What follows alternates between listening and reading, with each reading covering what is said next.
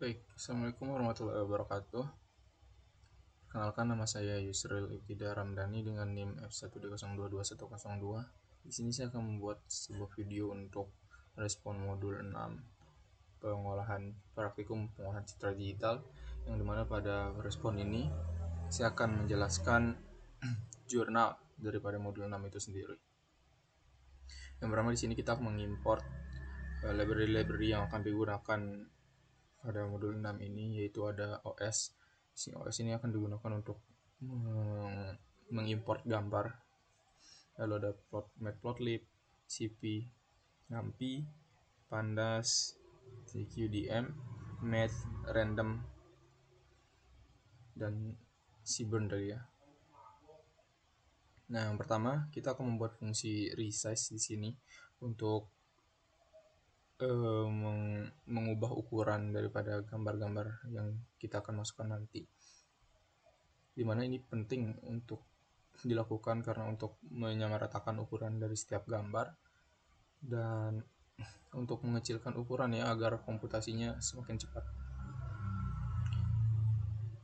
Nah, yang kedua di sini adalah insert gambar, yang dimana fungsi ini akan mengembalikan 4 nilai, yaitu data, file names, label, dan distribusi datanya. Nah, di sini akan dibuat sebuah perulangan yang dimana ini akan menjelajahi semua folder yang berada di dalam folder yang kita masukkan ini. Lalu image akan diisi oleh folder dan labelnya, yang dimana data distribution ke label itu diisi dengan panjang dari image. Lalu data label akan dimasukkan ke data label tadi yang sudah didefinisikan di atas. Nah, untuk setiap perulangan lagi dalam setiap folder yang ada di dalam folder, itu akan mengambil setiap image yang ada di dalam folder tersebut, yang dimana itu digunakan fungsi CV, mread, os, path, join, folder plus label, dan file name. Jika image tersebut tidak non, artinya image tersebut dibaca atau tidak rusak lah, maka itu akan dilakukan komputasi lebih lanjut, yang dimana image tersebut yang ketika kita mengirimkan image dengan CPT, membaca image dengan CV, itu colornya akan BGR bukan RGB, maka dibutuhkan di sini cp.color BGR to RGB untuk mengubahnya menjadi RGB. Lalu setiap image akan di resize dengan ukuran 150 dikali 50. Lalu filenya akan dimasukkan dan image tersebut akan dimasukkan ke data. Setelah perulangan selesai, maka dikembalikan nilainya. Nah, ini kita panggil ya data, file names, label, distribusi, baru kita insert. Nah, di sini terdapat 422 data untuk pinjar 1, 419 untuk pinjar 2, 420 untuk pinjar 3, 419 untuk pinjar 4, dan 420 untuk pinjar 5, yang dimana total datanya adalah 2100. Ini adalah pendistribusian datanya. Oke, ini adalah fungsi find index untuk menemukan indeks dari gambar yang akan kita gunakan sebagai sampel di sini. Saya menggunakan sampel gambar di sini berjumlah 10 gambar ya. Bisa dilihat sampel 1, sampel 2, sampel 3, sampel 4, sampel 5 itu berisi 18, ya ini adalah data dari jari saya. Ini saya gunakan sebagai sampel. Lalu yang ke-6 sampai 10 ini merupakan data dari teman saya, Nurul Kolbi. Saya gunakan sebagai sampel juga. Oke. Lalu di sini ada label dari sampelnya yang kita gunakan nanti di langkah lebih lanjut. Ini adalah fungsi untuk menampilkan sampel. Oke, selanjutnya di data preparation ada augmentasi di sini. Jadi pada augmentasi ini akan menambah jumlah data dan menambah jumlah sampel, dan setiap sampel akan dikalikan sesuai penambahan yang kita inginkan nanti di sini. Di sini pada setiap augmentasi terdapat rotasi dan mirroring. Adalah fungsi rotasi untuk merotasi sebuah image ya. Lalu ada fungsi mirroring untuk mencerminkan image yang dimana ketika aksisnya 0 itu artinya bakal di secara horizontal dan satu akan vertikal. Oke, pada augmentasi di sini terdapat parameter yaitu data, file names, dan banyak data. Banyak data ini bisa diinputkan, tapi saya di sini menggunakan default 4 ketika tidak diinputkan oleh user, yang dimana nanti setiap image itu akan bertambah sebanyak 4. Jadi ketika image itu ada 4, maka bertambah 4 untuk setiap image-nya, berarti 4 dikali 4 yang satu itu tetap, berarti ditambah 4 kali 4 itu jadinya 20 nanti. Nah, karena di sini kita menggunakan 10, maka ditambah 4 kali 10, maka jadinya 50 data nanti. Ini kita membuat wadah untuk hasilnya, augmentasi datanya sama augmentasi file names-nya. Nah, kita melakukan perulangan tuh untuk setiap datanya. Kita akan mengaugmentasi setiap datanya. Yang dimana pada setiap perulangan dari setiap data itu akan diulang sebanyak banyak data yang diinginkan. Nah, ini hasil augmentasi itu akan ditentukan secara random untuk kan kita tadi menggunakan rotasi dan mirroring. Nah, untuk sudut-sudut rotasinya itu akan ditentukan secara random dengan fungsi random.choice. Ini dimana choice-nya itu masih possible, dimana artinya itu belum digunakan. Misalkan, nah itu juga range-nya itu adalah kelewatan 5 sampai 360. Misalkan 5 sudah digunakan, maka di perulangan selanjutnya itu tidak akan ketemu lagi angka 5. Itu artinya 5 ini sudah digunakan dan akan memiliki kemungkinan lain. Sudutnya juga akan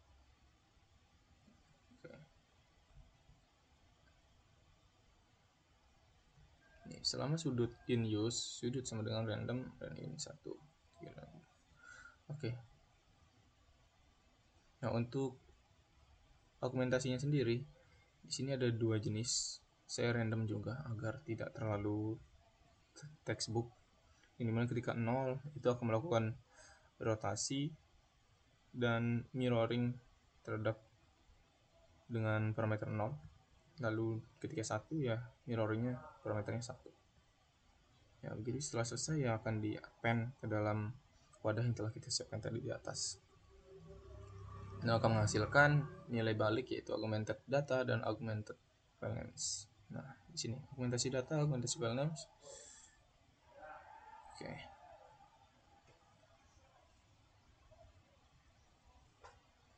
Oke, selanjutnya ada preprocessing pertama. Di sini kita akan melakukan grayscale terhadap data yang sudah di-augmented tadi. Nah, seperti yang sudah saya bilang ya, dari tadi yang awal datanya 10, di sini menjadi 50 ketika sudah diaugmentasi. Oke, di sini kita menggunakan grayscale dengan konsep Gaussian filter. Ini kita akan menggrayscale semua datanya. Hasilnya ini 50 data tadi. Lalu untuk processing kedua, di sini kita melakukan equalisasi untuk meratakan, mengequalkan persebaran dari intensitas-intensitas pixel daripada gambar-gambar yang ada. Pada fungsi ini yang pertama kita menemukan pixel-pixel dari gambar yang kita akan equalisasi terlebih dahulu. Di sini menggunakan frame pixel, di mana pixelnya ada berapa aja sih pixel yang ada di gambar tersebut. Lalu kita akan membuat probabilitas, menemukan probabilitas setiap pixel, berapa kali sih pixel ini muncul gitu di gambar tersebut. Lalu ketiga, kita akan menghitung cumulative probability, yang dimana artinya ketika probabilitas indeks ke 0 itu indeks ke X itu akan ditambahkan dengan probabilitas dari indeks ke X-1. dimana yang di bawah ini dia akan ditambahkan dengan di atas itu seterusnya sampai bawah. Itu nanti hasilnya yang paling bawah akan menjadi 1. Nah, lalu selanjutnya itu yang akan melakukan ya ekualisasi, yang dimana nanti pada ekualisasi kita menemukan pixelnya dulu, probabilitas, lalu cumulative probability. Lalu pada setiap perulangan kita akan mengalihkan pixel tersebut dengan 255, yang dimana artinya ini kita akan mengganti pixel yang ada dengan pixel yang baru. Nah, barulah kita melakukan ekualisasi setiap data. Ini hasilnya. Lalu untuk langkah preprocessing ketiga, di sini ada deteksi tepi dengan metode Sobel.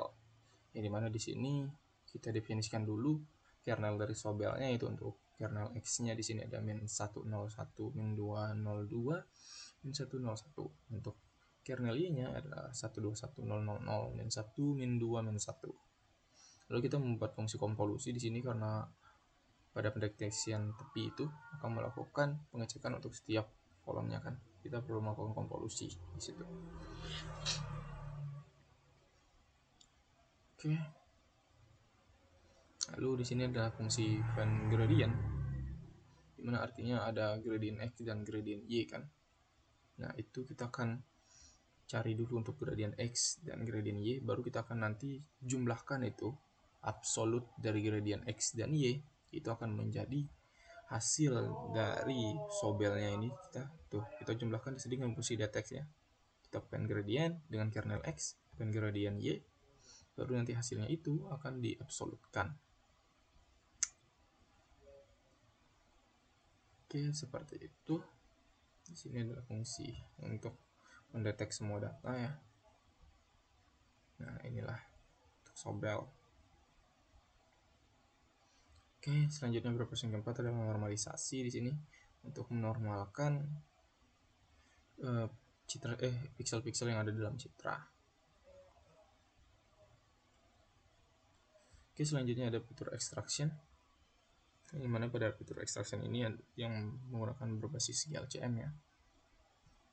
Tuh, ada fungsi di sini yang digunakan adalah matrix transpose transformasi ya, untuk mentranspose matrix, di mana setiap perulangan di sini membuat perulangan untuk menjelajahi semua indeks dalam matriks, yang dimana pada setiap perulangan IJ akan diisi oleh JI, yang dimana itu akan diisi oleh sebaliknya, yang artinya akan menghasilkan matrix transpose. Ini juga ada sum untuk menghitung total dari total dari pixel yang ada dalam matriks tersebut. Nah, di sini adalah derajat untuk melihat ya, penderajatan di sini. Ketika dia derajatnya adalah 0, maka rumusnya adalah seperti ini. Untuk 45, 90, dan 135. Nah, setelah memasukkan ini kan akan disimpan dalam tem tuh. Itu akan dimasukkan ke dalam hasil, yang dimana tem ini akan dijumlahkan dengan transpose dari tem. Nah, kenapa tadi kita menggunakan transpose? Agar tidak melakukan konvolusi sebanyak 2 kali, agar lebih cepat gitu. Kita transpose saja. Lalu total akan diisi oleh sum dari hasil ini. Oke. Ini adalah fungsi untuk ekstraksi image-nya, yang mana ada sudut 0, sudut 45, sudut 90, dan sudut 135. Itu akan disimpan ke dalam hasil. Ada ekstraksi data. Oke, ini untuk langkah selanjutnya untuk melihat kontras, similarity, homogeneity, energi, korelasi, dan entropi, dan ya untuk gambaran.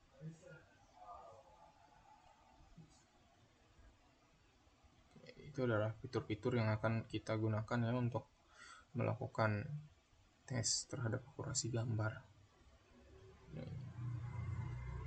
Kontras itu rumusnya adalah tadi di sini kita mau lihat hasil. Lalu hasil akan ditambah dengan data I, data ke IJ dikali O data I min J, 2.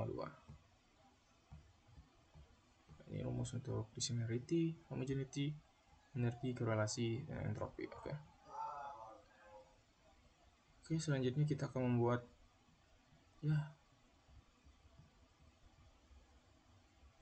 mengekstraksi semua image tadi yang kita punya, yang fungsi-fungsi ini ya.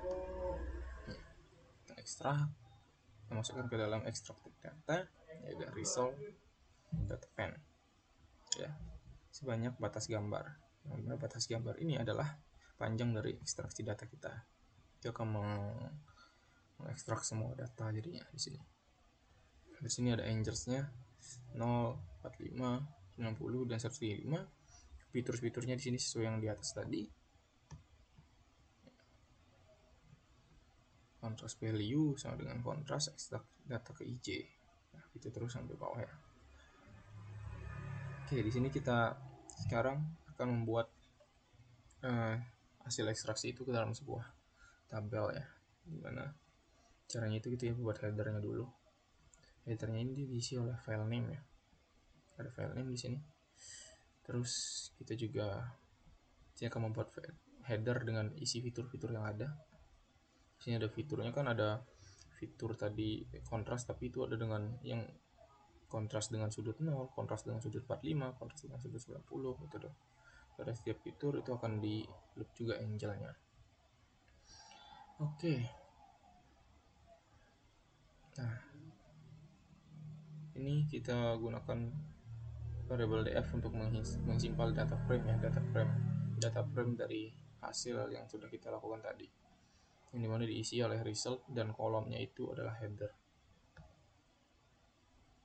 Lalu data frame tadi akan disimpan ke CSV dengan nama hasil percobaan 1, yang dimana indeksnya itu false, yang dimana itu artinya indeksnya dinonaktifkan. Nah, ini adalah hasil dari data frame yang sudah ditemukan. Oke, di sini terdapat file name-nya dengan file name ini.